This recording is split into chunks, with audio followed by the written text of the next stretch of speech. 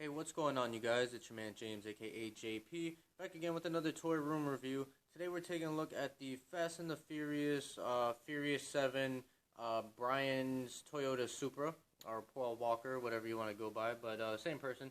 So this is the white Toyota Supra that was at the ending of Furious 7. So we'll take a look here. This is a smaller scale version. Not sure of the exact size or scale of it, but it is a smaller one. But you see here the nice open window that fully displays the vehicle, and you got Brian's Toyota Supra, Diecast Furious 7, and the engine from Dom's Charger or Challenger. Then you got over here Fast and the Furious official movie merchandise. Then moving to the side, just that same engine piece with Fast and the Furious. And on the back you see all the other vehicles that you can get. I think these are the images for the bigger scale vehicles, however, because if you notice, right here, if we can focus in,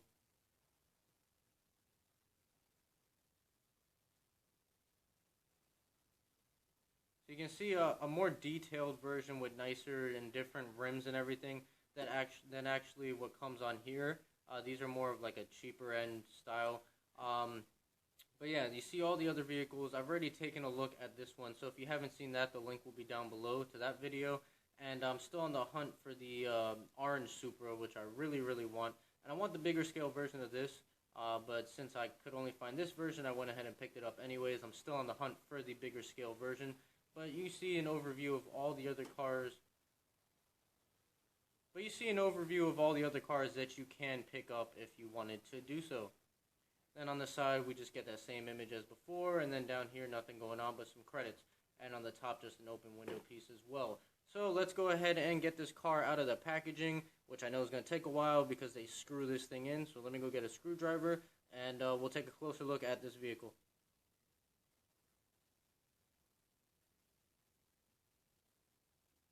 Alright, you guys, so here's the car out of the packaging. Overall, I'm actually liking it more out of the packaging than I did before. But we'll take a close look here, and then I'll get into what I like and dislike about this vehicle.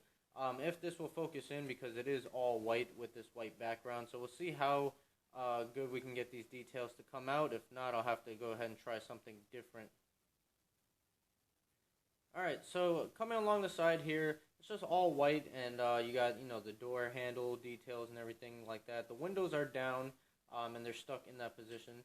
And then you have the rims over here that are nice and shiny. I just don't really like the design of them. Something about them looks or feels cheap to me. Not necessarily the quality, but just the look of them.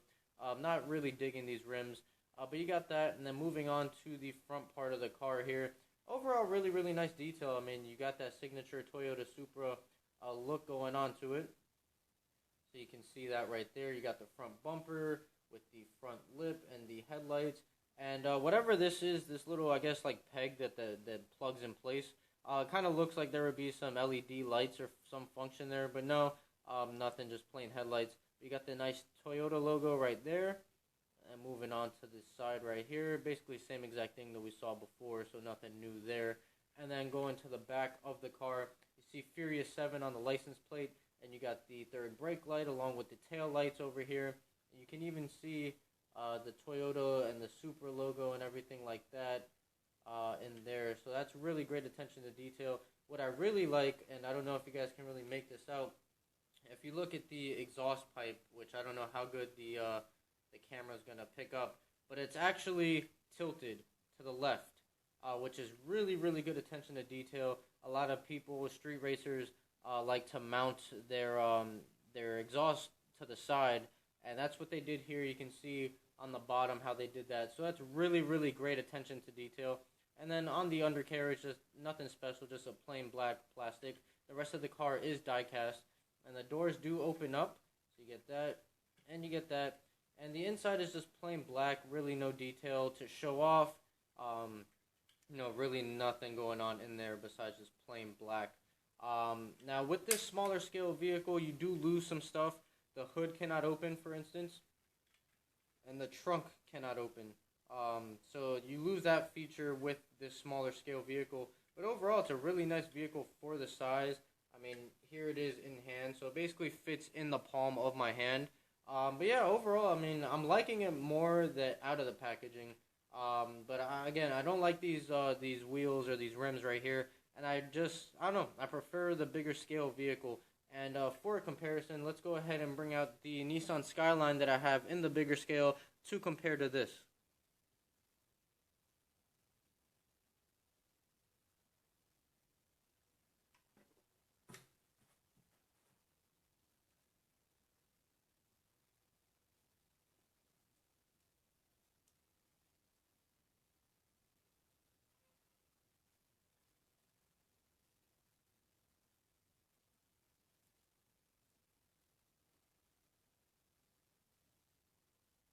Alright, so you can see the differences here immediately, the size, the detail. I mean, there's obviously way more detail in this figure. It's obviously a lot bigger, as you can see here. I mean, you can basically fit the whole, probably two of these inside of this car right here.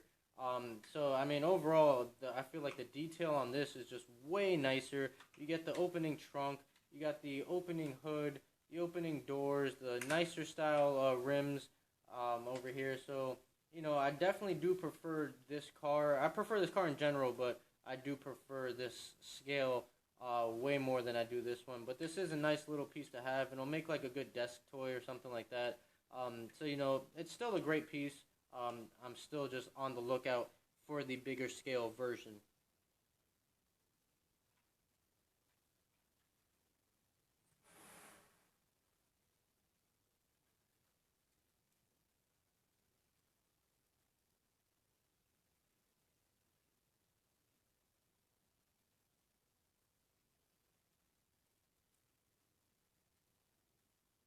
Alright, you guys, so there's my look at the Jada Toys Fast and the Furious diecast Toyota Supra from Furious 7, Paul Walker's car.